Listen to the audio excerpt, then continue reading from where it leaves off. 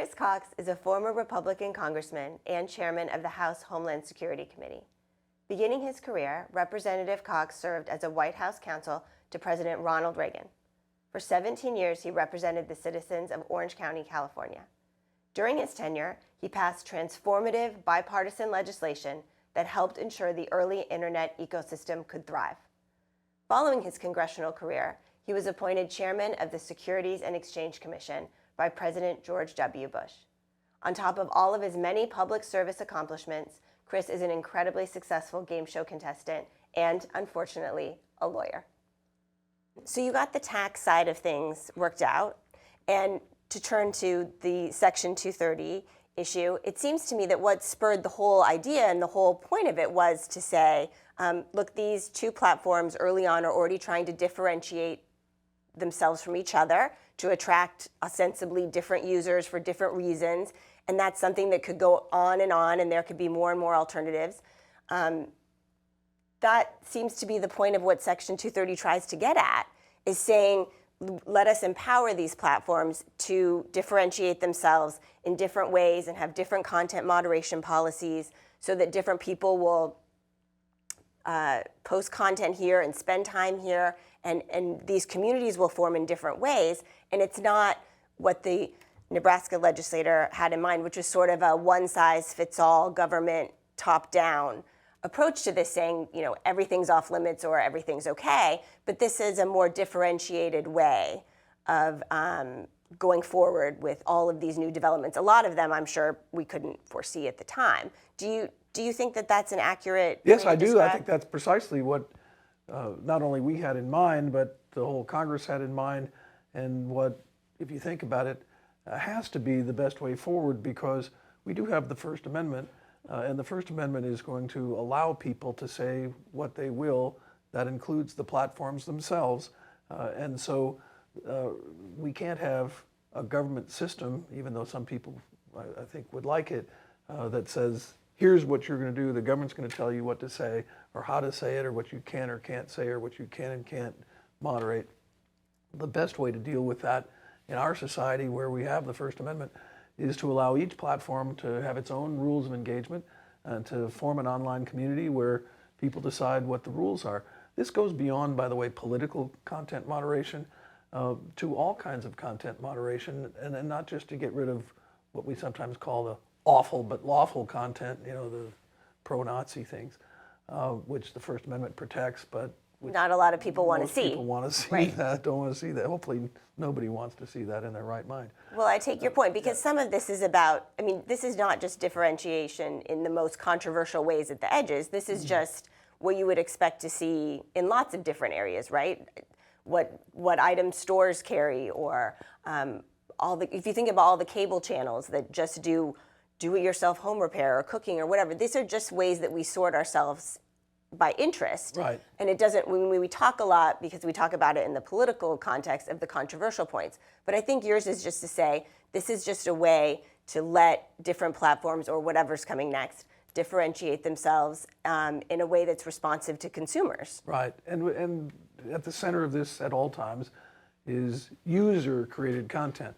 Because if it's just content created by the platforms, well, then they are like newspapers or magazines or TV stations or radio stations.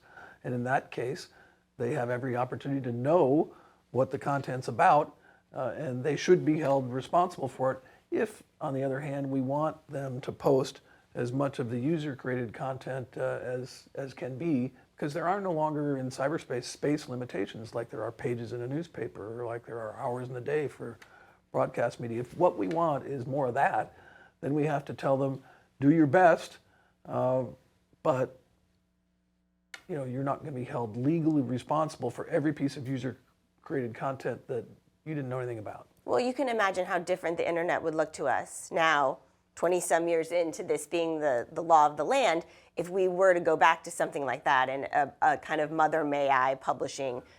We would all interact very differently with our platforms. That's true, and by the way, that's not just a thought experiment. We can look in the real world, because other countries have chosen different approaches. At the other end of the spectrum, we have the People's Republic of China and the Great Firewall. We have Russia these days. In these countries, And then you have gradations with other countries such as Thailand and so on, where they have strict rules about lèse majesty, and you can't insult the royalty or you can't insult the government and so on. But start with China and Russia, where all of the U.S. websites that we frequent and all of the online platforms and so on are banned because, for God's sake, they don't want anything like our freedom of speech. They want to control all of this. More to the point, not only do they censor these things, but they actually use social media and other online communications as means of social control. They monitor those things, and then people that do what the government likes in the PRC's social credit system, get preference in lots of subtle and sometimes not so subtle ways in that system. So yes, we could have had a very different government top-down kind of system where laws that are written by either Washington or the states say, here's platforms, how you're going to moderate content, we'll tell you what to do. And we want to have visibility into what you're doing, by the way, because otherwise it might not be fair. But we see what happens when governments do have visibility into what people are doing and saying online, and it doesn't end well. And I think one of the reasons that America is different is because of, first and foremost, the First Amendment, right? Not every country is operating with that in the background, and also because of Section 230. But can you talk a little bit about what you think these days people get right or wrong in conflating the two and how they interact with content moderation online? Yeah, you ask a very important question because in watching the discussion, it's kind of interesting if you write a law 25 years ago and you see what happens when it turns out to be central to Americans' lives, as this one has, how on the one hand it's on everyone's lips, but on the other hand there's a lot of misunderstanding. And I think that when you parse out how the First Amendment interacts with content moderation and what Section 230 actually does, it leads us to talk about, right now, it's a generalization, but not that far off to say everybody's upset about Section 230 on Capitol Hill. But they're upset for different reasons, and that leads to different solutions and different consequences. So let's start from the left. The Democrats would like to curtail Section 230. They would like to tweak it and change it in all these different and various ways. So can you talk to me about what you think the practical consequences of those changes might be? Well, so the criticism coming from the left is that there is not enough content moderation. There's not enough moderation of things that President Trump was saying. There's not enough moderation of misinformation about COVID. There's not enough moderation of scientific misinformation about climate change, and go down the list. So that's one source of complaint. By the way, that's not a complaint about Section 230. It's a complaint about content moderation, the source of authority for which is, as we just discussed, the First Amendment. The second source of complaint coming from the other direction is that there is too much content moderation. Conservative speech is being discriminated against, and sometimes that's just the obverse of the complaint that comes from the left. So if somebody on the left says there's not enough moderation on climate change issues, somebody from the right's just as likely to say there's too much, and this is really a disagreement about politics, and it's a disagreement about the science, which people are saying is settled but really isn't, and so the whole debate. Mm-hmm. So these sort of mirror one another, but what they share in common is that they're complaints about content moderation and about the editorial discretion that platforms are exercising when they decide either to take down content or to de-emphasize it or give it lower priority, and so on. None of these things is authorized by Section 230, but rather by the First Amendment. What Section 230 does, importantly, is it helps courts treat these issues up front in a legal proceeding, which is absolutely necessary because of the volume. This isn't, the occasional lawsuit against the New York Times for something they published that turns out to be defamatory or what have you. I mean, they've only got so many pages and they've only got so many things. This is, literally hundreds of thousands, millions, in many cases billions of pieces of content, and all of which is refreshed every day, every minute, every second of every day. The numbers, you've seen them, are just stunning of how much volume we're talking about here. And so it's unreasonable for the law to expect that platforms are going to be able to moderate all of this content in real time. We want to give platforms every opportunity to host it in the first place, but then we have to have a way for lawsuits to be dealt with upfront, and that's where Section 230 is so important. It seems like this is a natural outgrowth of the practical reality of billions of posts, which wasn't the case when the law was passed, but it did anticipate that this is not the same thing as a newspaper, right? This isn't an editor in a room with 20 submissions or whatever. This is on a scale where there needs to be changes to how the rules are set. And this seems to be, Section 230 makes sort of a procedural fast lane for the First Amendment, and that seems to be sort of growing out of the same concerns about volume. So I think an unintended consequence to laws like the one in Florida is that if you mandate that these platforms have to carry speech they don't want to, you run into problems like them being forced to carry the kind of government propaganda we were talking about. Yes, it's almost as if the Florida law were written with that in mind, because they carve out as a special category journalistic enterprises. And it's a very flimsy definition of what a journalistic enterprise is, but you can't in any way censor a journalistic enterprise, which is to say you cannot exert content moderation on it. Well, journalistic enterprises, under that loose definition, include things like RT.com, which is the Russian government-controlled television network. So Chinese propaganda, Russian propaganda, and so on. Now, under the Florida law, you'll have a free pass to avoid any kind of content moderation whatsoever. It's a must-carry rule, and it's also must not comment on it rule, which is very distortive of free speech. Yeah, I mean, that can't be what the lawmakers had in mind. That has to be... Well, one hopes, but it's absolutely what it does. So let me ask you this. The conservatives that are upset about Section 230, what would happen, practically speaking, if after they regain control, as they're expected to after the midterms, they all get together and they repeal Section 230? What would be the practical consequence of conservative content online? What would happen to that content? Yeah, well, I think the motivation for getting rid of 230 was, and some people actually say repeal it outright, not just change it or tweak it or what have you, but just repeal it, is to punish big tech. The theory being, well, big tech gets some liability protection from this law, and they therefore must like it, and if we don't like them, we should do something to them they don't like that will cost them money, and so on. That might feel good for a minute or two, but the practical effect, which is what you've asked about, would be quite an unhappy thing for political conservatives, because their opportunity, which now has conservatives at the top ranks of all the biggest of the social media platforms, notwithstanding the moderation decisions that everybody's complaining about, that would all change overnight. And not just conservative speech, but any kind of speech that the platform was uncertain about.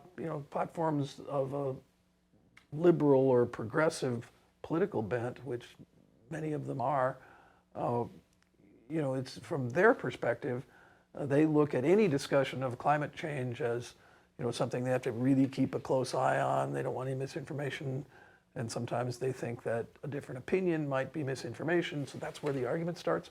All of those arguments then get resolved in favor of caution. We're not going to publish any controversial stuff now, because now we own the liability for it. And so there would be less user content. And some platforms would probably decide that if it were at all possible in their business model to get rid of user-created content altogether, that's just a simpler way of dealing with what is, once you no longer have Section 230, open-ended exposure, where a single piece of content can cost you hundreds of millions of dollars if it turns out that it's illegal and you missed it. So yeah, it would be a nightmare. And I always think about like a very non-politicized version of this is what happens to all the reviews on Airbnb. If I own a home and someone's giving me a bad review and I feel like that's not accurate and I'm now able to sue Airbnb's platform, Airbnb's not going to have all those reviews up that might hurt them. And that's such a useful, we've grown so used to depending on reviews of restaurants and services and where to stay and where to go, and all of that gets put in jeopardy, right? Because we talk about the big platforms and we hear the news stories about the more controversial takedowns, and I think the frustration from that is very real, but I think sometimes we skip over all the practical benefits to this liability. You bet, and not just Yelp and TripAdvisor and so on, but the first thing to go would be Wikipedia. Wikipedia is a small nonprofit. Some people might have sent them, $1 online or what have you. That's how they survive. They have, nothing like the scale of what we think of as big tech. But without 230, they couldn't do what they do, which is, nicely curated by their online community to make it rational. But it's all user-created content, 100%. And so it would have no protection. And it would not be possible for that sort of thing to exist. TripAdvisor would go away, Yelp would go away. Customer reviews, not just on Amazon, but on every online platform would probably go away because it wouldn't be worth the effort. And yet, consumers keep saying in surveys that they rely heavily on these product reviews. Yeah. And businesses understand this, which is why they want to do it. But take away 230, it will all disappear. Yeah, I think there's a certain messiness that comes with having decentralized all of this, right? Everyone has a voice and everyone can leave a review. And I think that, it's on brand, I think, from the left for that to make them uncomfortable, that kind of decentralized control.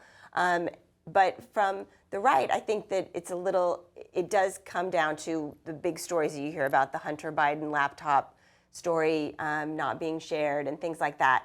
So, I see the Republicans having a greater understanding that getting rid of Section 230 won't really solve their problem, their content moderation problem.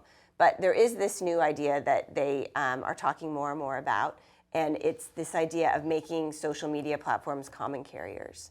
And I wonder if you had any thoughts about. Well, that just slaps a label onto platforms, but it doesn't answer much in the way of a legal question.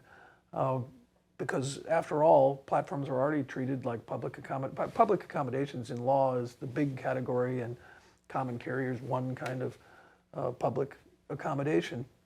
But we think of hotels and inns, and we think of movie theaters and lunch counters and all those things as public accommodations. And surely platforms, to the extent that all of our civil rights laws apply to them, and as they apply to all public accommodations, you might call them public accommodations in that way.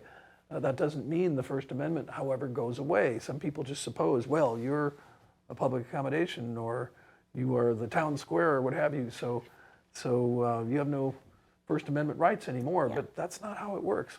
The Cradle of Liberty in Boston, where most people, if they've had an opportunity to be a tourist, have visited, it's part of the Freedom Trail, is Faneuil Hall. And it's where many of the great debates in American history have taken place. It's privately owned. CNN has conducted presidential debates there, candidate debates there all the time. And guess what? When they have candidate debates in the Cradle of Liberty, in the real town hall, there are rules. There are, the moderators of those debates would throw you out on your ear if you started dropping F-bombs or racial insults or what have you. So the First Amendment still applies. Mm-hmm. There are rights that people have to maintain civility, to have rules and so on. And it doesn't go away when you say, oh, you're the town square, you're a public accommodation, you're a common carrier. Yeah, because I think that the historical examples of common carrier are maybe not such a great fit for something that involves this much speech, right? When you think about trains, that's a very different thing than when you have the intersection of the first. Yes, once you start regulating speech, you inevitably run into the First Amendment, whatever you want to call it. And yes, when you regulate commercial speech in a light touch way, and you say, we're going to require you to put on the label of your product how many calories, how many grams of protein, and so on, judges don't get bent out of shape that there's a First Amendment problem here. But if the speech regulation is about political discussion or issues such as you and I are engaged in discussing right now, that's a whole different thing. And those First Amendment rights, as the courts have said many times, don't disappear just because someone is a common carrier or a public accommodation. Yeah, and I think that, especially from the right, there's kind of been a good history of them defending commercial speech rights and being careful about those things. So I think to advocate for common carrier on platforms would be a big change, and I think it reflects sort of just to get back to this letting 1,000 flowers bloom idea, there's a little, I call it a crisis of faith in creative destruction. And I think that there's a little impatience, right? Because as we've alluded to, a lot of the big platforms do seem to have, I understand the perception from the right that they have a bent to the left and that's not ideal for them. Well, we don't have to mince words here. I live in California. It's not just a perception, okay? But more power to them in the sense that, nobody's kidding anybody here.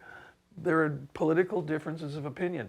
But it gets us back to the First Amendment, which is that there's nothing that a state law or a federal law is going to do about that.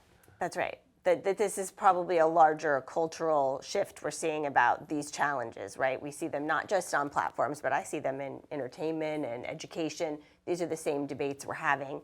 And I guess, do you think that the danger in kind of stepping in now and changing the rules, even just curtailing or nipping at Section 230, there's a danger in that it cuts off sort of what would be the natural market correction? Because to me, the bigger the problem is, the more people that are frustrated with their perceived bias of these platforms, the bigger the opportunity there is for someone to come in and offer an alternative. Sure. Right? Yeah.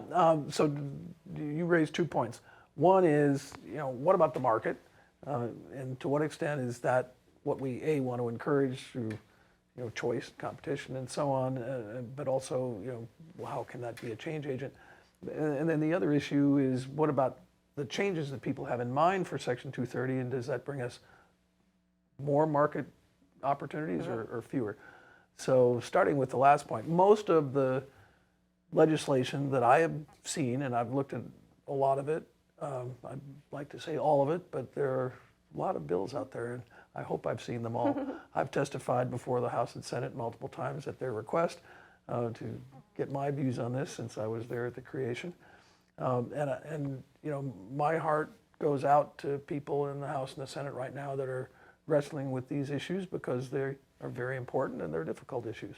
And I'm trying to be a constructive help to them.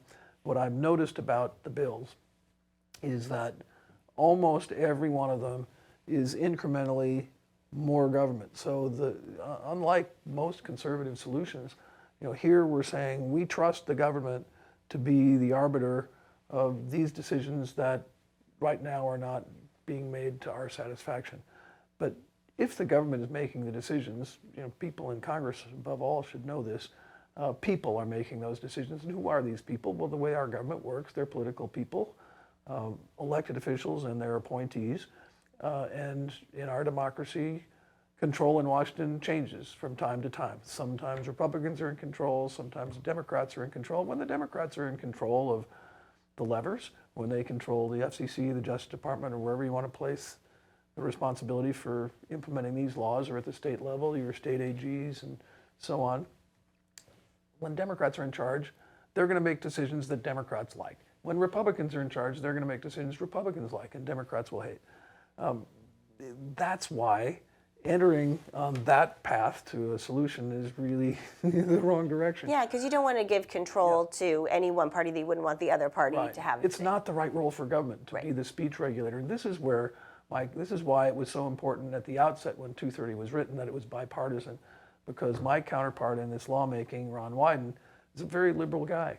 He's very proud to be called a progressive, and if you're a progressive, he's a good one.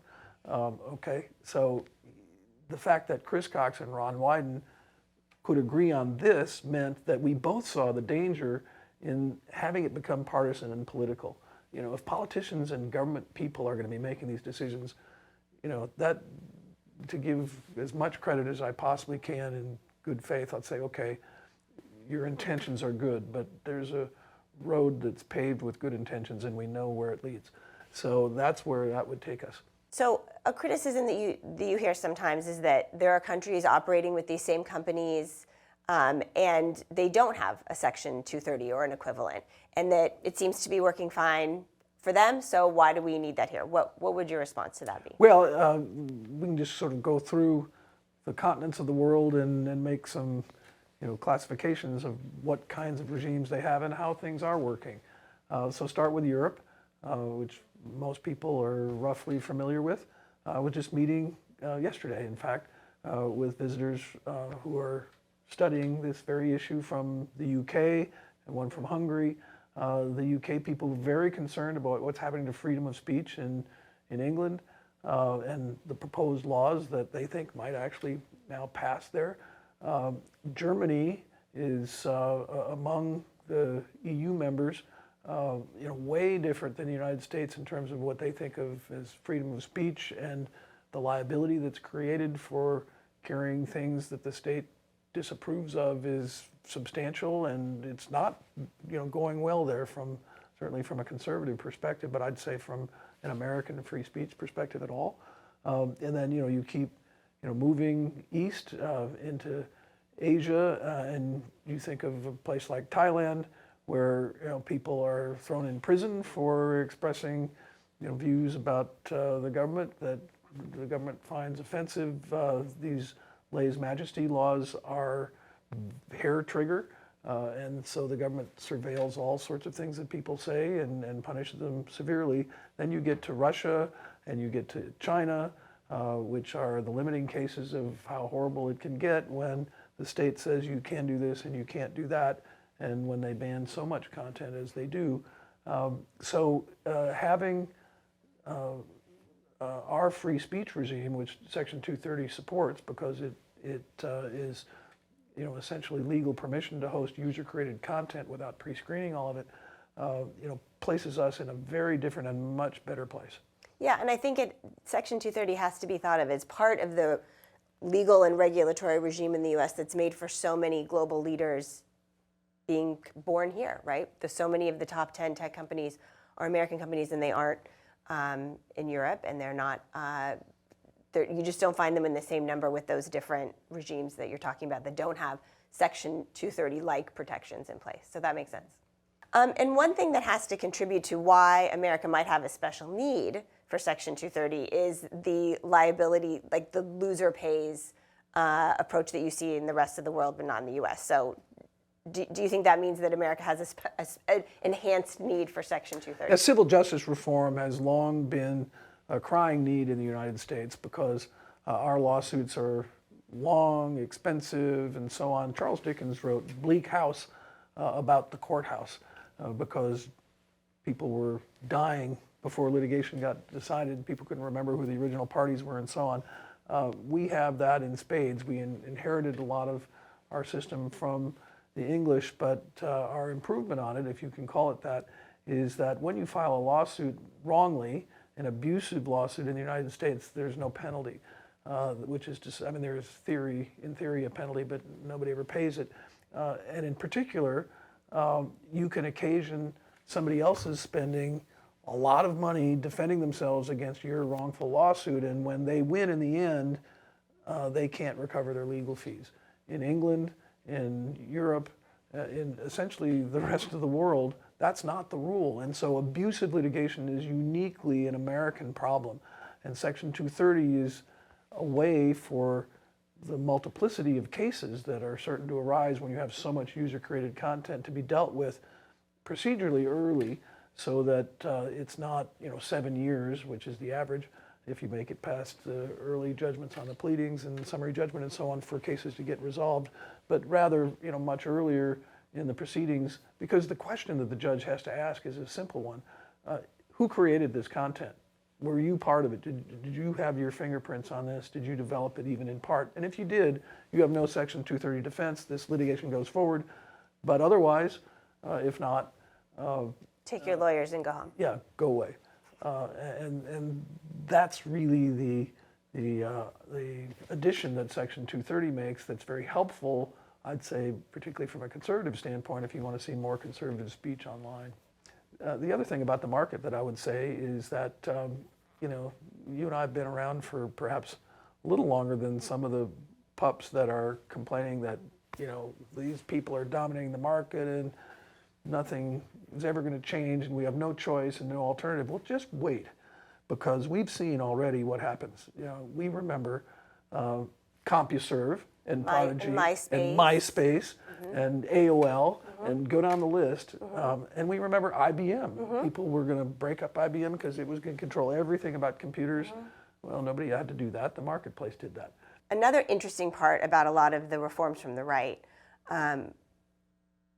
Section 230 particularly, because it is sort of a procedural fast lane legally. And we talk about all the lawsuits that would happen if they wouldn't. That's a big shift. I mean, what you would be saying is that these platforms would constantly be in court defending these decisions. And even if, what I like to point out to conservatives is even if the big guys could afford that for at least for a while, you really are cutting off the little guy trying to come up, right? The guy who's making his next platform in his den and coming up with the next idea to compete against these guys and maybe one day replace them. He doesn't have a legal team and compliance officers, and these. You're in a way you're trying to punish the people on the right are trying to punish these big companies, but I think they might accidentally end up locking them in place as leaders. Yeah. Because they're erecting sort of a legal barrier to entry, right? That's absolutely the case. So anybody that says let's just get rid of Section 230 is missing a very important fact, which is that they may be trying to punish big tech, but there are at least thousands of platforms with user-created content. It's probably in the millions because there are literally hundreds of millions of websites in the U.S. And user-generated content is featured everywhere these days. So all of them, covered by Section 230. It goes all the way to the barriers to starting up a new business. Capital raising is obviously the thing one you've got to worry about when you start a business. People don't want to invest in companies that have open-ended exposures that they can't control or insure against. That's just a fact of life. And so taking away 230, because it translates immediately to open-ended liability for untold amounts, even a little platform that has just one horrible piece of content on it, could face a liability of hundreds of millions of dollars. So nobody wants to buy into that and wouldn't. But the existence of Section 230 has permitted a healthy environment where people are willing to invest in tech startups, and it's worked out, very favorably, just given by the millions of websites that we have in America to take advantage of. Okay, so that leads me to my next question, which is, looking back now, what did you really get right in writing this law that maybe you didn't even know you were anticipating it, but wow, it just fell into place? And then what has surprised you about how the law has been interpreted, or what the reaction has been, or what the consequences have been? So of course, back in the 1990s, Ron Wyden and I were not like Nostradamus, able to see the future and a quarter century later know exactly what's become of what we know today as the internet. But what we could easily see was the rate of growth and the fact that already there were millions of people participating in these online fora. So without question, this was a different beast than print and broadcast communications and so on at the time. So I think we got that right.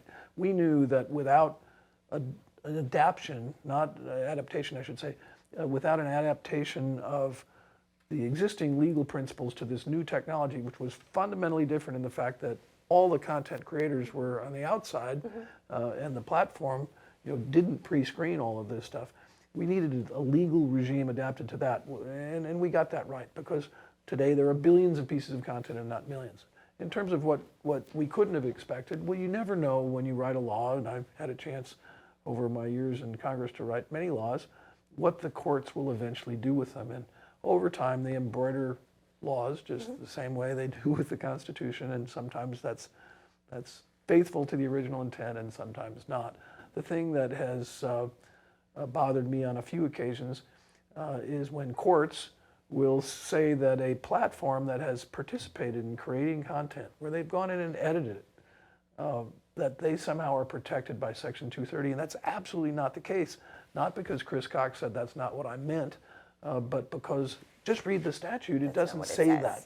The statute says very plainly that if you, the platform, are responsible, even in part, not just for the original creation of content, but for its subsequent development, then you have no protection from Section 230, except to the extent that you might, in good faith, have moderated content that was lewd, lascivious, obscene, right. But if you've what have you. produced, if you're involved in creating that content, that's a different. But yeah, you're not beast. covered under what we call Section C1 of the statute for that very reason, because you yourself are a content creator, and the whole idea in that part of Section 230 is that you're protected only if it's somebody else's content. And I think that gets mixed up. It's that they're protected if they don't have an opinion. That's not it. It's that they can moderate any way they see fit.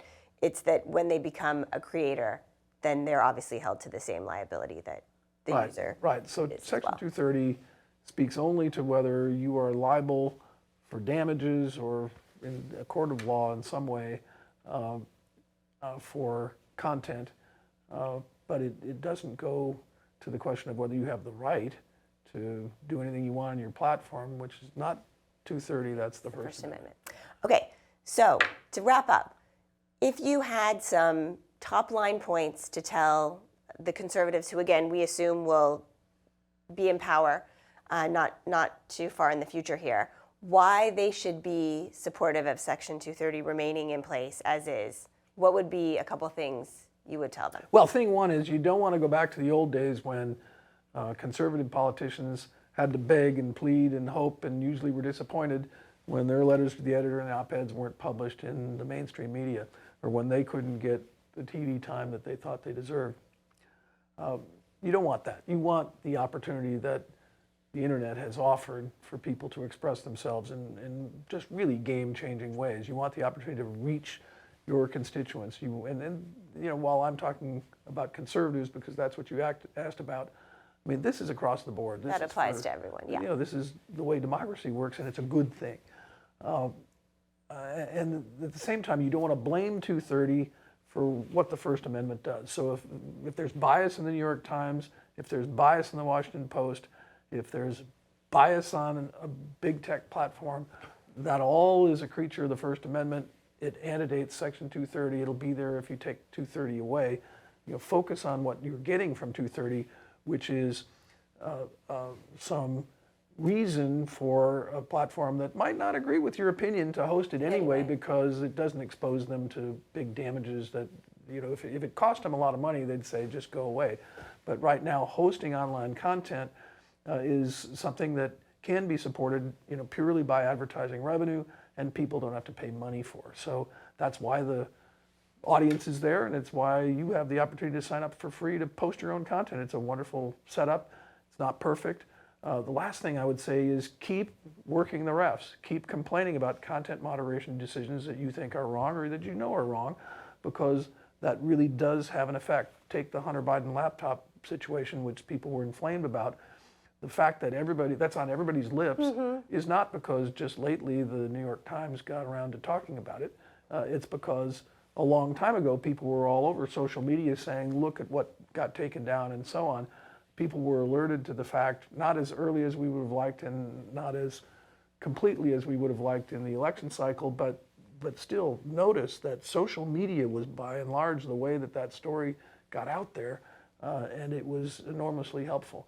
And people can use their complaints about content moderation and social media as the vehicle for those complaints to see change really happen. I'm absolutely certain that that's part of the reason you saw the big investment in Twitter by an interesting new shareholder. Yeah, I think that it's really bright to acknowledge that there is a problem, but maybe every problem doesn't have a legislative solution. In a slightly different vein, we hear a lot of antitrust concerns and monopoly talk too. But I don't want to get too into that, but I do want to say that I think that Section 230 is something that keeps those real threats away. So I guess the recent example would be TikTok kind of coming out of nowhere and becoming a real competitor to these more established platforms. And you also have, during the pandemic, the Zoom service that no one had ever heard of until we were all using it 3 weeks into being trapped in our homes. So I think that there's an important role that the Section 230 liability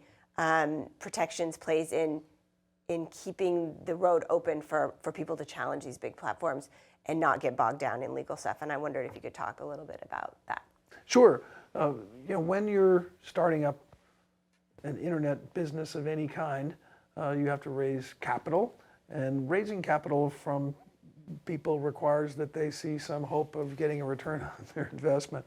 You don't see that if what you're looking at is a giant black hole on the balance sheet because there's an exposure that you can't get rid of that's open-ended and could be hundreds of millions of dollars for a single piece of content. So it's a barrier to entry for new startups to contend with if they have to say, we can't insure against this, there's just nothing, you have to buy into this liability.